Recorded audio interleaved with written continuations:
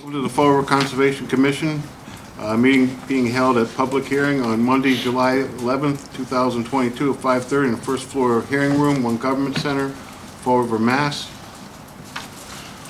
Pursuant to the open meeting laws, any person may make an audio or video recording of the public meeting or may transmit the meeting through any medium. Attendees are therefore advised that such recordings or transmissions are being made whether perceived or unperceived by those present and are deemed acknowledged and permissible.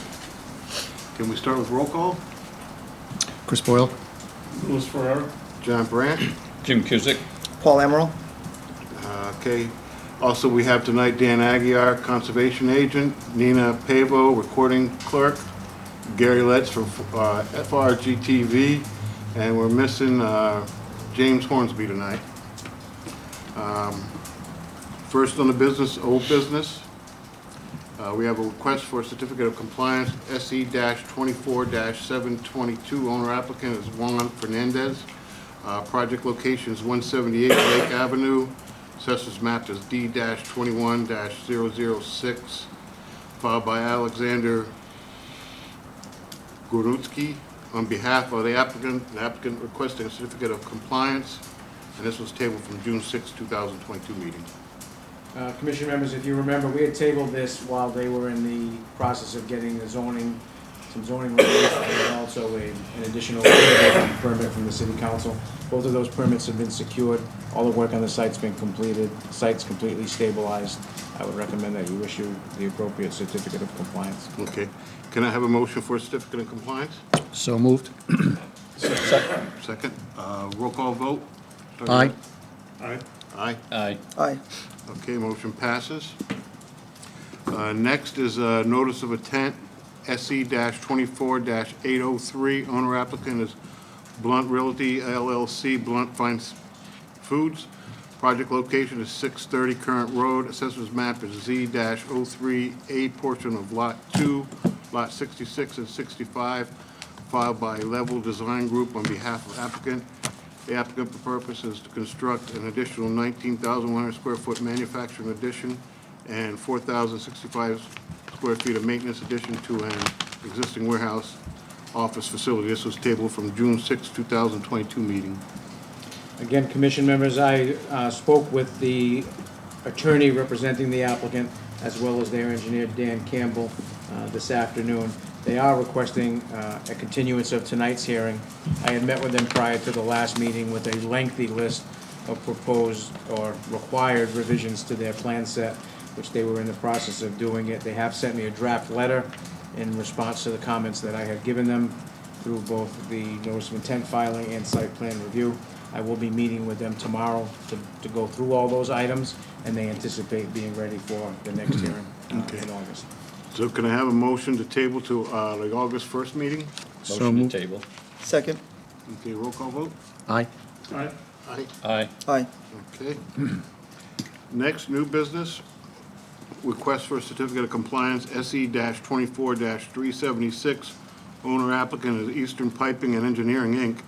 Project location is 866 Warren Street. Assessor's map is F-01-008. Filed by Stephen R. Pereira of Pereira Law on PC on behalf of applicant. Applicant has requested a certificate of compliance indicating the lapse of the order conditions, no work related by said order. Good morning, Mr. Chairman. Morning. Good morning. Board. This came up as a title issue. Apparently, the clients in 2002 had obtained the order of conditions. Since I did not represent them at that time, I simply inquired what had transpired, and from what I understand, it was simply a cost-benefit analysis when they determined that to build, I think it was a walking bridge between a parking lot and the factory. They said the cost was just prohibitive.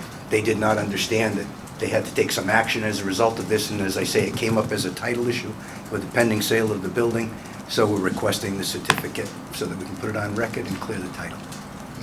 Any questions? No, Attorney Pereira? Yes, sir. Stephen? Yes.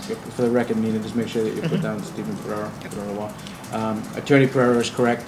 There was an order issued. I visited the site. No work has been done. That was authorized in that order. So we checked the box on the certificate of compliance form, just saying that no work was done and that the order is ceased. So can I have a motion of certificate of compliance? I'll make a motion to issue a certificate of compliance. Second. Roll call vote? Aye. Aye. Aye. Aye. Aye. Okay, motion passed. Thank you. Thank you, sir. Thank you, Mr. Chairman and Commissioners. Next is a request for certificate of compliance, SE-24-201. Owner applicant is Family Homes Construction. Project location is 76-78 August Street. Assessors map is 1-26-0036, filed by Alfonso Borges, requesting a certificate of compliance. Commission members, I was able to go out and look at the site. Nina was great with pulling in some old files and different permits that had been around. So again, this was brought up again by, I believe, a finance or a sales situation, where there were 2 outstanding orders of conditions for this property. One, actually, I think it was file number 4, so the 4th order of conditions that the city ever issued, which we're not necessarily dealing with now. So there was an order of conditions that was issued for the construction of this subdivision, the roadway work, the detention ponds, drainage, utilities, nothing specific to this lot. However, all of the land that's part of the original subdivision plan is encumbered by this order of conditions. So you are not issuing a certificate of compliance for all of the work that was done. That applicant or owner has never come in requesting that certificate of compliance. This, what we would call a partial release, would eliminate this title issue from showing up on the Borges title. So you would be issuing a certificate of compliance, a partial certificate of compliance, as no work for this specific parcel was permitted through the order of conditions. Okay. So the old order of conditions is still hanging out there, and theoretically you could have another 20 homeowners that need to come in at some point in time. We had a good run for a number of 20 years where a lot of this stuff didn't get caught on titles. A lot of title attorneys would only go back a certain period of time, but it seems like now people are paying a little bit more attention and they're finding all of these outstanding orders, and I think we'll be seeing more of them needing to get cleaned up like this. So far, we've been lucky where it hasn't been, okay, they did half the project or not, so they've been pretty clean, either not done or wasn't part of the actual work anyway. Okay. So just so I'm clear, this is for the undeveloped property? Dan? No, there's a house built. Okay, Yeah, so just there's so a I'm clear. subdivision built. This was one of the lots well away from the resource area. So they went through the whole process, built their home a number of years ago.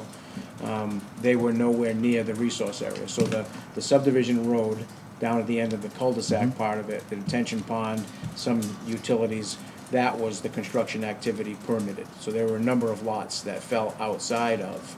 Okay. So there's no activity specific to their lot Okay. that was issued under the order. And this was just triggered based on sale of property? Yeah, again, we actually have in the file a copy of their title report that was done by their title attorney, and that's how they found out. It Okay. was brought to their attention that they had this issue. Okay. Okay. So can I have a motion for a partial certificate of compliance on the locations of 76-70 August Street? Motion so made? Second. A roll call vote? Aye. Aye. Aye. Aye. Aye. Okay, motion passed. Next is land acquisition for Natural Diversity Grant Program submitted by Department of Community Utilities requesting to approve and endorse land grant. The DCU wishes to acquire the permanent project, protect 7.1 acres of farmland on Blossom Road within the North Watuppa Pond to protect the city's water supply and complete the acquisition of the Adirondack Farms to establish a bioreserve, environmental education and discovery center. Mike, how we doing? Thank you, Mr. Chairman. Thank you, Commissioners.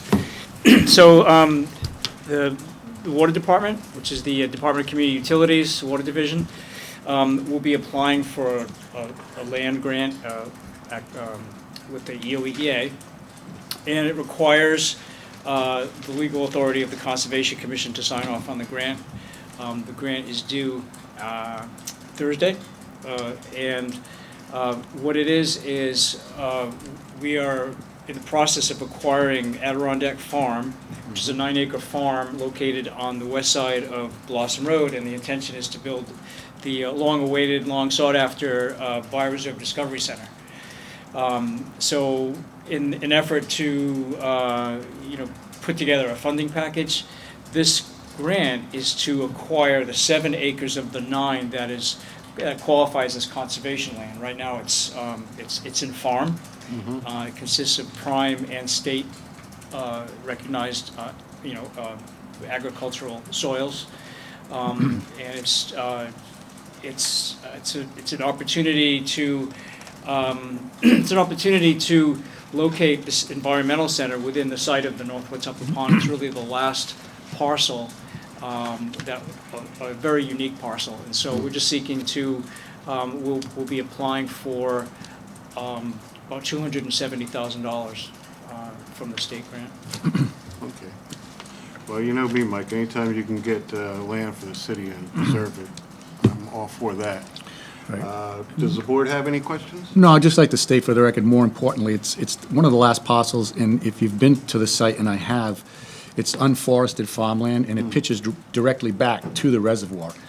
And going back to when the reservoir was first established, they made enormous land acquisitions in order to protect the water quality of our reservoir, and this would be the last piece, or one of the last pieces, I would imagine, right, in ensuring that our drinking water supply was protected. Yeah, it really is. I mean, we sort of take that for granted that the whole surrounding watershed is protected, but there's actually a small handful of shoreline parcels that are privately owned. Not only are we going to protect the farm, but we're also going to get a donation of 2 of those parcels from National Grid in the process. So it's a real coup for us as a project. So Good, good. Mike, have you acquired the farmhouse part of the parcel yet, or no? no, Is that something this is teed up first. Okay. Would we be involved in the second part of it, or no? Are we looking for different funding mechanisms to buy that? No. Okay. This is specifically for the 7 acres, which is conservation land, Okay. and it's all, Zone A and Zone B for the North Watuppa. Nice. Really critical watershed land. I only live down the street in Dartmouth, so my kids grew up going to that petting zoo.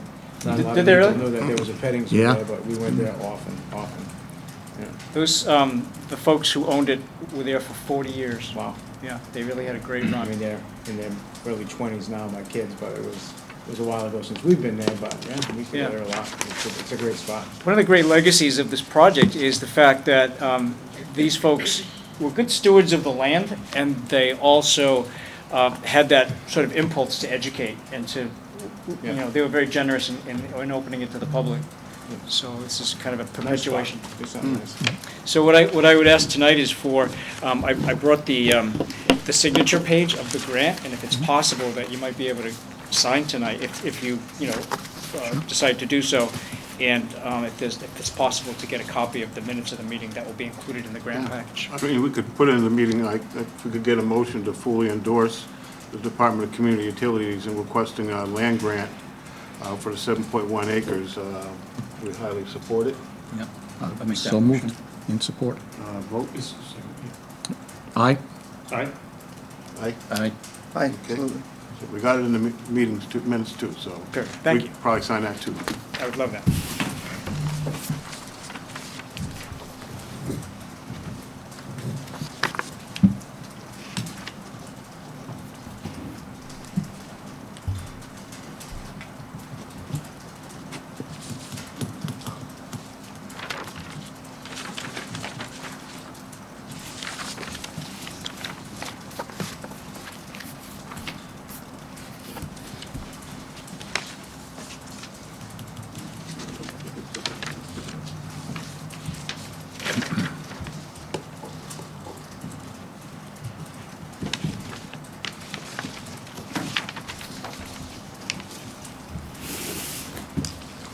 Well, Mike, good luck on that.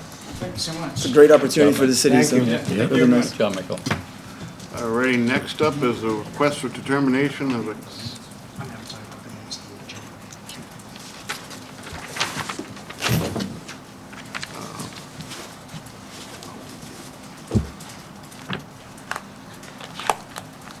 that's okay. We got a short meeting tonight anyway, so. Neither one's Take really care, Mike. good to see you, Mike. All right, next, request for determination of accessibility, owner applicant is City of Fall River, Department of Cemeteries and Trees, project location Dwelly Street, assessors map is B-17-00313. Applicant is requesting request of determination of acceptability, whether the work completed or plan preference is subject to Wetland Protection Act. Chairman, thank you. Members of the commission, Alan Sylvia, State Representative.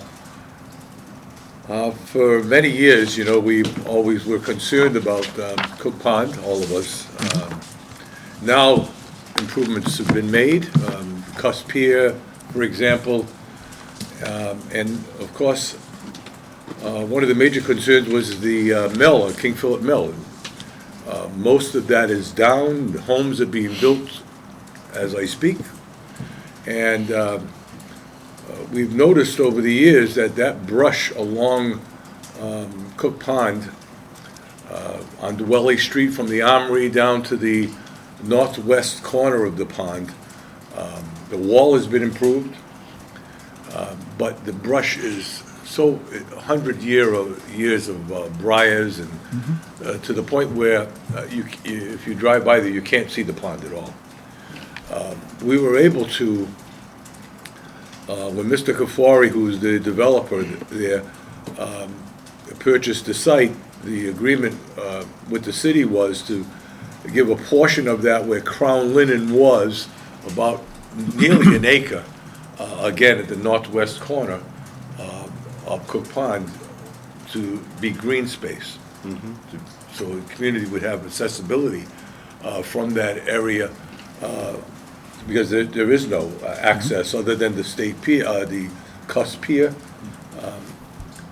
So I've been asking for lots of money from the state to make improvements along there. I asked for $250,000, they gave me $125,000. That's not unusual, but it's $125 to reduce that the briars and the brush, to leave the trees, of course, but if it was at all possible, to clean that up, to make the pond more accessible and beautify the area.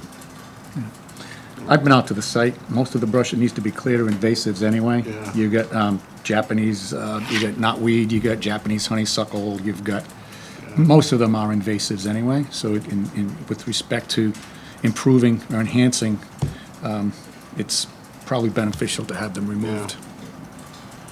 Again, the project, just so that you get an understanding, is so the back of King Philip Mill, as the representative stated, there was a parcel that was conveyed to the city, which is a little bit of a triangular parcel. So that's the technical parcel that's listed here. And then running along the edge of Dwelly, as far as basically as the money will take us, it will be for conceptually vista pruning, eradication of invasive species, and lastly, you can put that no earth removal Right, I saw or that. stump removal will be allowed. So technically, it could be classified as a resource area protection or enhancement project Okay. and fall under those exemptions. And it would great to see if this, this could be ongoing, this maintenance could be ongoing. Yeah. Because without soil removal, the invasives will be Yeah. right back in another year, So what happens is the maintenance part of it is strictly funding. Okay. So if there's additional funds or somewhere, of course, the city and the representative have greater plans for Cook Pond in general. And there are different grants and different opportunities that everyone is looking at to do other things around the entire pond. Yeah. So this would be a first little step to maybe get some people excited to be able to see what it is and see what an amenity this could be for that end of the city. And who knows what kind of funds, nothing gets done without funds, so whatever funds. I'll we keep can secure, asking. I know you will. And So whatever this we is can do only there. for normal maintenance right now, just to clear out some brush and Exactly, what have you? yeah. And then depending on the funds, we might go further than that. Absolutely, and I'll I mean, ask. 125 sounds like a lot, but when you're technically dealing with invasive species that have to potentially be treated correctly, cut correctly, you'll blow through that 125. No, pretty absolutely. quickly. No, I think it's great that we're doing that and that we're throwing some money in that area, because I drive by there all the time. I know it's right next It's to a your beautiful, office. it's really a beautiful pond. It is. People, just like the gentleman was saying prior, we take it all for granted. And for years, we always looked at Cook Pond as a place where, the water had poor quality because the mills were dumping and people were throwing their old tires in there. Not the case any longer. Yeah. You know, the water is cleaned up, you know, no one's dumping there. The people are fishing. Absolutely. To be able to have access to that pond for recreational purposes would be an incredible resource to the entire city. The future maintenance of it will be the city, once you develop the open space there, right? Well, I hope that we can get more resources to, I mean, just like Oh. the weekly, Yes. the monthly maintenance will be the city that'll Yeah, take, I mean, keep up it would with it. fall back under, basically under cemeteries and trees. Yeah, You know, to go out there and do whatever maintenance, because a portion of this land is actually, I mean, it's not the edge of the water behind the wall, yeah, it's along the water adjacent to the parcel that Yeah. the city owns. Yeah. So moving beyond that, you would have to deal with all of the private homeowners or landowners that go around the rest of the pond. Yeah. And I remember about a year ago, Bill Kenny, who was the planner about a few months ago, he was starting that process with looking Yeah, he at, was, again. So maybe when the idea was, can we get the 250, that would have maybe allowed us to do greater things, so. Baby steps, There's one piece of pie at a encroachment. time. There's encroachment Yeah. there, too. Oh, yeah. It's one of those things to create access through, Well, right that now, point. it's just to clear. Ultimately, it would be great, so further down in the southern end of Cook Pond, there's a beautiful fishing pier Right. that the state had funded maybe oh, God. 8 years ago, 10 years ago, About- maybe? about 8. So, to maybe to provide some additional access from where this cleared out area is. So when I was saying, get this cleaned up, and then people can get excited about, hey, could we maybe put in a little kayak launch or a canoe launch? Right. You can make it Would down be the other end of perfect. the pond, fish, make it down to the other pier.